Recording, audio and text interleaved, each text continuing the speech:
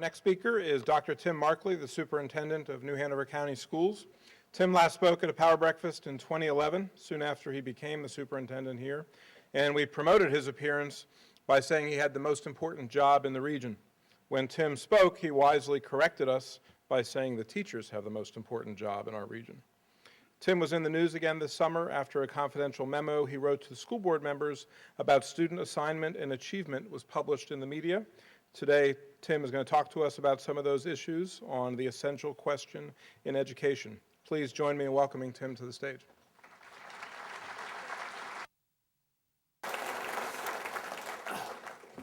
Good morning, folks. As always, it's a pleasure to come talk to folks about what we do in schools every day.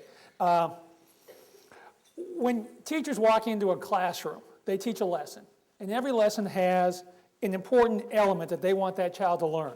And we call that the essential question.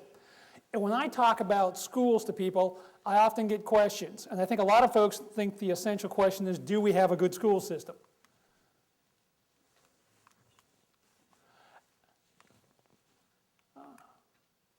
And I would tell you that's not the essential question, because you do have a good school system. When you look at the data is really clear about that. This is how we stack up against our neighbors on state tests at middle and high school. Folks, you have the top performing school district in the region. When you look at how we compare at high school, ACT, which is a national test that many of you took to go to college, again, tops in the region. When we look at large districts, those are those mega districts like Charlotte, Raleigh, Durham, you see that we're right up there with those large districts. When you look at the high school level, again, we are right up there at the top. When you look at districts that are about the same size as us, that 25,000, 35,000 district, you see again at the middle and high school level, we're right there at the top. And you see at the high school level, we are right there at the top. So I would tell you the essential question is not, do you have a good school district? Because you do. And I want to start this with a quote. I'm an avid reader, and one of my favorite authors is a guy named Michael Conley. And he's got a character named Harry Bosch. Harry's the detective. And every time he goes to a case and has to deal with his bosses, he tells them, either everybody counts or nobody counts. And that's the message I want to talk about today. Because the question is, we got a great school system, but do we have the resolve as a district to make sure that everybody counts?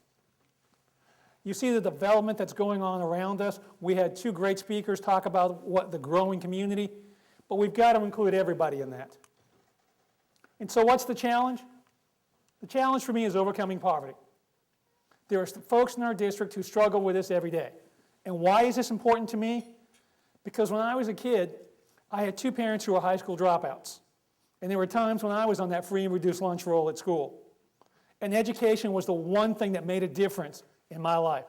Great teachers, strong parents, good friends who were going to college, and role models. Poverty has a disproportionate effect on some of our children. It's associated with delayed developments, lower literacy rates, high rates of behavioral and emotional disorders, as well as students in poverty tend to be a higher percentage of our special ed students. It also affects cognitive development, short attention spans, lower participation, learning disabilities, developmental delays because of poor nutrition. Those are just some of the effects of poverty. It contributes to behavior disorders, chronic stress disorder, no safe haven or stress outlets. We're going to go home in another week and a half and send 27,000 students home for almost 2 weeks. And for about 90% of those students, that's going to be a fun time. There's presents under the tree and it's Christmas. But for a percentage of our students, that is one of the most stressful weeks of the year they will have, because there'll be no presents under the tree. Their parents won't be there. They'll be on their own for that week, and they're wondering where their breakfast is coming from and their lunch is coming from, because when they're in school, we're providing that. There's exposure to violence in neighborhoods. There's greater impulsivity, acting out before gaining permission. And folks in poverty oftentimes have cognitive issues with short-term memory and learning. It's factored by a number of things: parental education, family structures, neighborhood characteristics. Many families in poverty don't have time to have conversations. They are worried about where their next meal is coming from. They're worried about getting to a job where the boss won't give them time off to go to school. And our students don't learn some of those appropriate social skills when they come to us. There's a lack of parental involvement. Parents don't get involved. And it's not because they don't want to get involved. It's because they don't know how to get involved, they can't get time from work to get involved, or oftentimes when they are in school, their interaction with a teacher was not a positive one, and they don't want to go back to school and relive that experience. They don't contact schools about academics. I've had parents say, look, I get them here in the morning, you take care of them until they come back home in the afternoon. They don't attend parent-teacher conferences because they can't get there. Or again, they go back to their own experiences in schools. And children in poverty are more likely to lack and need a caring, dependable adult in their life. In schools, oftentimes, the only adults that they see that are caring and supportive. A common problem with poor students, high tardy and absentee rates. Attendance problems often are indicative of negative parent attitudes. And again, it goes back to those parents' experiences when they were in school.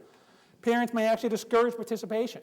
Some of them will do that because they're afraid that they can't get their child to an event, and they'll be embarrassed about that. So what do we do? One thing we can do is talk about universal pre-K. Helping those students before they get to school in kindergarten. Our county manager's here somewhere, and this is one of the initiatives the county has talked about, is expanding the opportunity for pre-K for our students. Finding ways to get those students help before they even get to school. We took over Head Start 2 years ago because we wanted to increase and expand our opportunities around quality child care. Because every childhood program we think is a bridge between that gap and that home.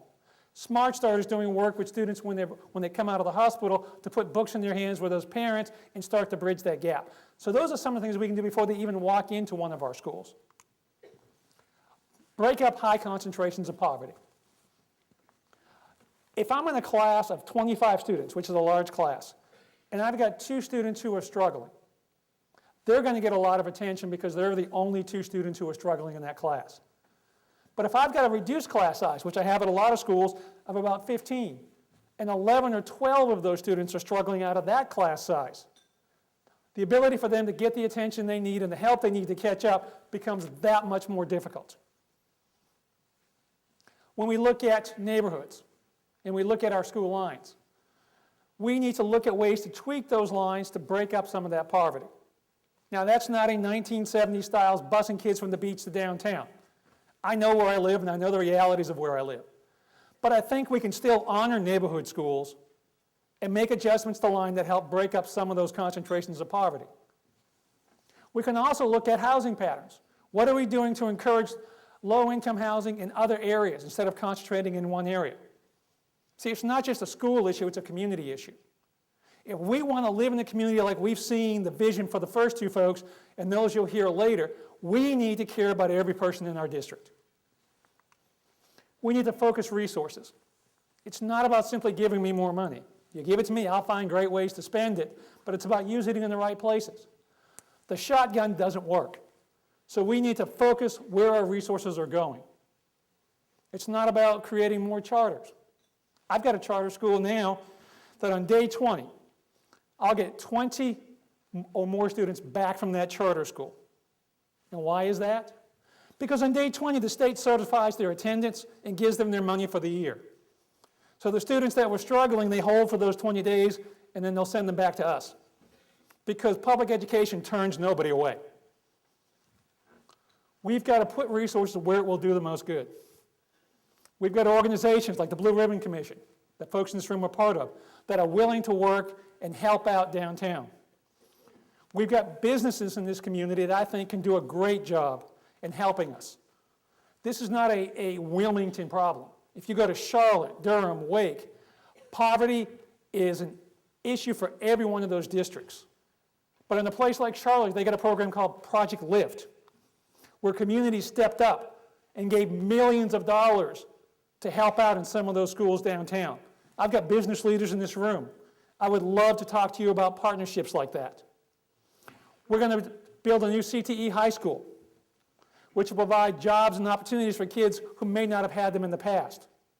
They're going to need internships. They're going to need mentoring. I would ask you, the business community, to step up and work with us on that. The final one is parents. We've got to reach parents who have been turned off by school, who struggle with school, and reach out to them and let them reconnect with us in the schools. We did a morning breakfast or morning coffee at Creekwood this year. And we do a number of those kinds of outreaches, but it was actually my best attended event. Those parents want to connect with schools, but they don't know how. And we've got to be willing to get out of our safe areas, our schools, and into those communities and have those conversations about what's going on and find ways to do that. It's a lot of information to cover in 10 minutes, and Rob's about giving me the signal here. But I'll close by simply saying, I grew up with parents who struggled to put food on the table. Education changed and made a difference. And there are folks in this room who have that same story and probably a harder story. So I'd ask that you work with us, the school system, to do what's right for our students. Because if we want the communities we've seen shown today, then we need to make sure that every student in our system counts. Thank you.